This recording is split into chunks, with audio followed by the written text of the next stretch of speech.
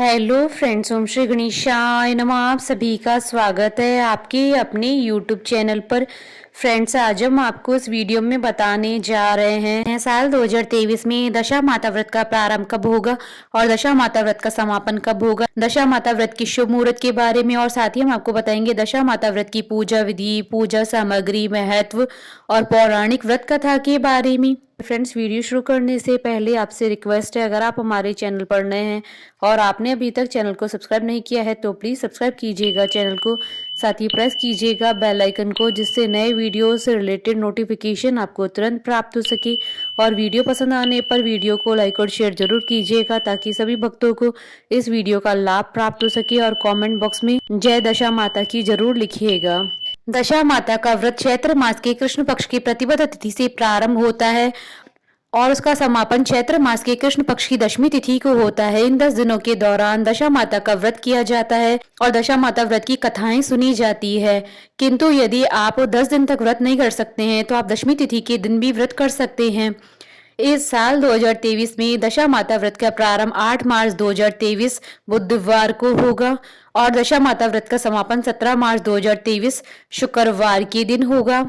मान्यता है कि इस व्रत को करने से व्यक्ति का बुरा समय दूर हो जाता है तथा अच्छा समय आ जाता है। जब व्यक्ति की दशा ठीक होती है तो उसके सभी कार्य सफल होने लगते हैं, लेकिन जब व्यक्ति की दशा खराब होती है तो उसके कार्य में बाधा आने लगती है। इसलिए चैत्र मास की दशमी को दशा माता का व्रत किया जाता है, जिससे व्यक्ति के जीवन में चल रहा बुरा समय दूर हो सके। हर व्यक्ति का समय एक बार बदलता जरूर है। अगर अनेक उपाय व तमाम मेहनत के बाद भी समय नहीं बदले तो मनुष्य को दशा माता का व्रत पूजा आदि करना चाहिए। पीपल के वृक्ष पर होने वाली इस पूजा को अगर समय का ध्यान रखकर बेहतर मुहूर्त में किया जाए तो 1 वर्ष के अंदर ही समय में बदलाव आता है। फ्रेंड्स, अब आइए जानते हैं दशा माता व्रत की शुभ मुहूर्त के बारे में। हिंदू पंचांग के अनुसार इस बार दशा माता व्रत 17 मार्च 2023 शुक्रवार के दिन है। दशा माता व्रत का प्रारंभ होगा 8 मार्च 2023 बुधवार को और दशा माता व्रत का समापन होगा 17 मार्च 2023 शुक्रवार को।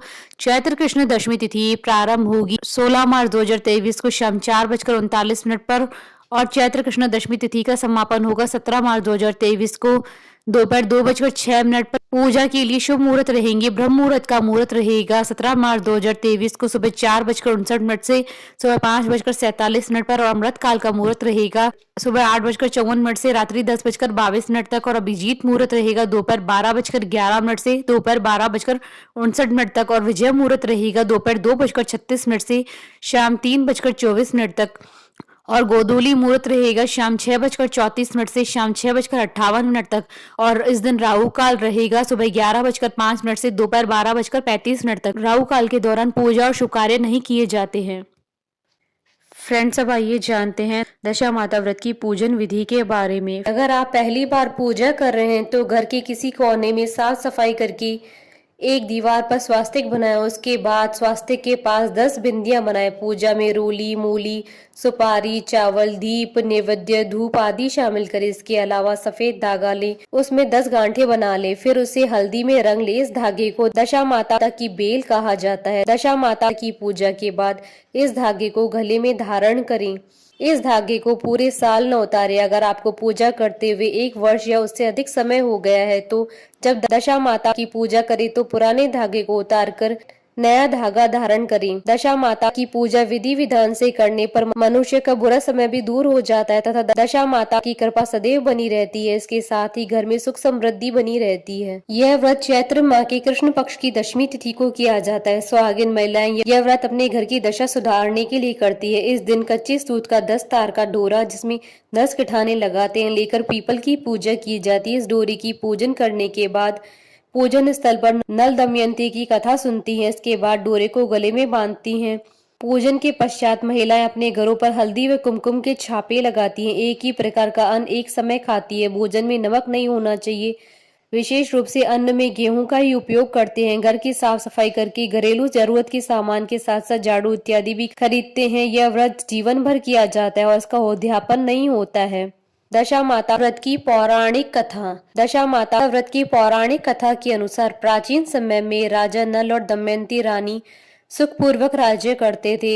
उनके 2 पुत्र थे। उनके राज्य में प्रजा सुखी और संपन्न थी। एक दिन की बात है कि उस दिन होली दशा थी। एक ब्राह्मणी राजमहल में आई और रानी से कहा, दशा का डोरा ले लो।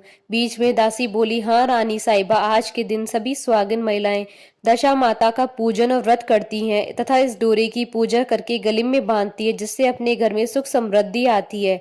अतः रानी ने ब्राह्मणी से डोरा ले लिया और विधि अनुसार पूजन करके गले में बांध दिया। कुछ दिनों के बाद राजा नल ने दमयंती के गले में डोरा बंधा हुआ देखा। राजा ने पूछा, इतने सोने के गहने पहनने के बाद भी आपने ये डोरा क्यों पहना है? रानी कुछ कहती उसके पहले ही राजा ने डोरे को तोड़कर जमीन पर फेंक दिया। रानी ने उस डोरे को जमीन से उठा लिया और राजा से कहा, यह तो दशा माता का डोरा था। आपने उनका अपमान करके अच्छा नहीं किया।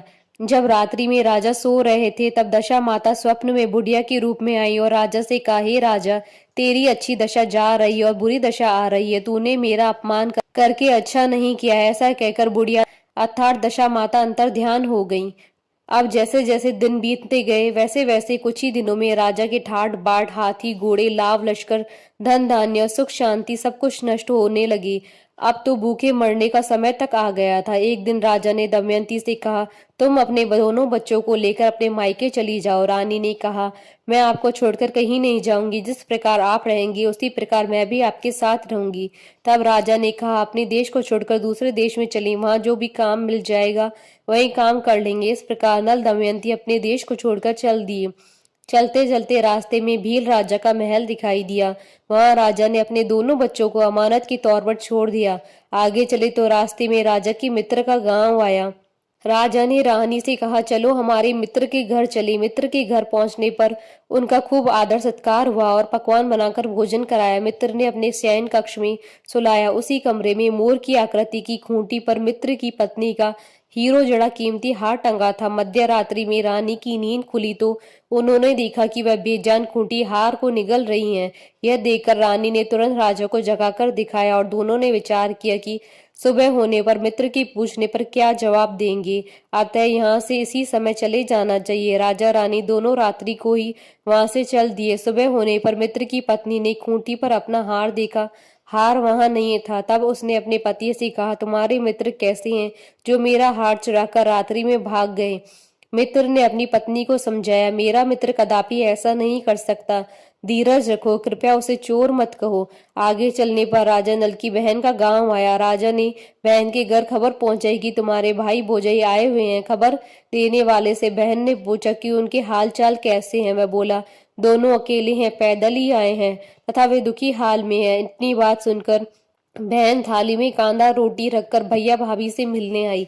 राजा ने तो अपने हिस्से का खा लिया, परंतु रानी ने जमीन में गाड़ दिया। चलते चलते एक नदी मिली। राजा ने नदी में से मछलियां निकालकर रानी से कहा, तुम इन मछलियों को भूंजो, मैं गांव में से परोसा लेकर आता हूँ। गांव का नगर सेठ सभी लोगों को भोजन करा रहा है। राजा गांव में गया और परोसा लेकर वहां से चला तो रास्ते में चील ने झपट्टा मारा तो सारा भोजन नीचे गिर गया। राजा ने सोचा कि रानी विचार करेगी, राजा तो भोजन करके आया है, मेरे लिए कुछ भी नहीं लाया। उधर रानी मछलियां भूंजने लगी तो दुर्भाग्य से सभी मछलियां जीवित होकर नदी में चली गई। रानी उदास होकर सोचने लगी कि राजा पूछेंगे और सोचेंगे कि सारी मछलियां खुद खा गई। जब राजा आए तो मन ही मन समझ गए और वहां से आगे चल दिए। चलते चलते रानी के मायके का गांव आया। राजा ने कहा, तुम अपने मायके चली जाओ, वहां दासी का कोई काम कर लेना, मैं इसी गांव में कहीं नौकर हो जाऊंगा। इस प्रकार रानी महल में दासी का काम करने लगी और राजा तेली के घाने पर काम करने लगा। दोनों को काम करते हुए बहुत दिन हो गए। जब होली दशा का दिन आया तब सभी रानियों ने सिर होकर स्नान किया। दासी ने भी स्नान किया।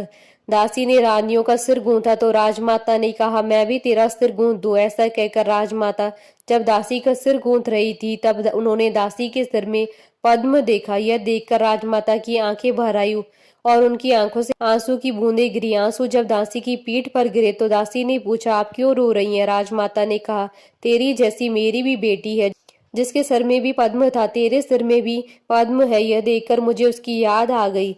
तब दासी ने कहा, मैं आपकी ही बेटी हूँ, दशा के कोप से मेरे बुरे दिन चल रहे हैं इसलिए यहाँ चली आई। माता ने कहा, बेटी तूने ये बात हमसे क्यों छिपाई? दासी ने कहा, माँ मैं सब कुछ बता देती तो मेरे बुरे दिन नहीं कटते। आज मैं दशा माता का व्रत करूंगी तथा उनसे गलती की क्षमा याचना करूंगी। अब तो राजमाता ने भी बेटी से पूछा, हमारे जमाई कहाँ हैं? बेटी बोली, वे इसी गांव में किसी तेली के घर काम कर रहे हैं। अब गांव में उनकी खोज कराई गई और उन्हें महल में लेकर आए। जमाई राजा को स्नान कराया, वह नए वस्त्र पहनाए और पकवान बनाकर उन्हें भोजन कराया गया। अब दशा माता के आशीर्वाद से राजा नल और दमयंती के अच्छे दिन लौट आए। कुछ दिन ही वहीं बिताने के बाद अपने राज्य जाने को कहा। दमयंती के पिता ने खूब सारा धन, लाव, लश्कर, हाथी, घोड़े आदि देकर बेटी जम्मई को विदा किया। रास्ते में वही जगह आई जहाँ रानी ने मछलियों को भूना था और राजा के हाथ से चील के झपट्टा मारने से भोजन जमीन पर आ गिरा था। तब राजा ने कहा, तुमने सोचा होगा कि मैंने अकेले भोजन कर लिया होगा, परंतु चील ने झपट्टा मारकर गिरा दिया था। अब रानी ने कहा, आपने सोचा होगा कि मैंने मछलियां भूनकर अकेले खा ली होगी, परंतु वे तो जीवित होकर नदी में चली गई थी। चलते चलते अब राजा की बहन का गांव आया। राजा ने बहन के यहाँ खबर भेजी। खबर देने वाले से पूछा कि उनकी हालचाल कैसे हैं। उसने बताया कि वे बहुत अच्छी दशा में हैं। उनके साथ हाथी, घोड़े, लाव, लश्कर है। यह सुनकर राजा की बहन मोतियों की थाल सजा कर लाई। तभी दमयंती ने धरती माता से प्रार्थना की और कहा, माँ, आज मेरी अमानत मुझे वापस दे दें। यह कहकर उस जगह को खोदा जहाँ कांधा रोटी गाड़ दिया था। खोदने पर रोटी तो सोने की और कांधा चांदी का हो गया। ये दोनों चीजें बहन की थाली में डाल दी और आगे चलने की तैयारी करने लगे। वहां से चलकर राजा अपने मित्र के घर पहुंचे। मित्र ने उनका पहले के समान खूब आदर सत्कार और सम्मान किया। रात्रि विश्राम के लिए उन्हें उसी शयन कक्ष में सुलाया। मोरनी वाली खूंटी के हार निकल जाने वाली बात से नींद नहीं आई। आधी रात के समय वही मोरनी वाली खूंटी हार उगलने लगी तो राजा ने अपने मित्र को जगाया तथा रानी ने मित्र की पत्नी को जगाकर दिखाया, आपका हार तो इसने निगल लिया था। आपने सोचा होगा कि हार हमने चुराया है। दूसरे दिन प्रातःकाल नित्य कर्म से निपटकर वहां से चल दिए। वे भील के राजा के पास पहुंचे और अपने पुत्रों को मांगा तो भील राजा ने देने से मना कर दिया। गांव के लोगों ने उन बच्चों को वापस दिलाया। नल दमयंती अपने बच्चों को लेकर अपनी राजधानी के निकट पहुंचे तो नगर वासियों ने लाव लश्कर के साथ उन्हें आते हुए देखा। सभी ने बहुत प्रसन्न होकर उनका स्वागत किया तथा गाजे बाजे के साथ उन्हें महल पहुंचाया। राजा का पहले जैसा ठाट बाट हो गया। राजा नल दमयंती पर दशा माता ने पहले कोप किया था, ऐसी किसी पर मत करना, और बाद में जैसी कृपा की वैसी सब पर करना। बोलिए दशा माता की जय। हमारे साथ इस वीडियो में अंत तक बने रहने के लिए आपका धन्यवाद। ओम श्री गणेशाय नमः।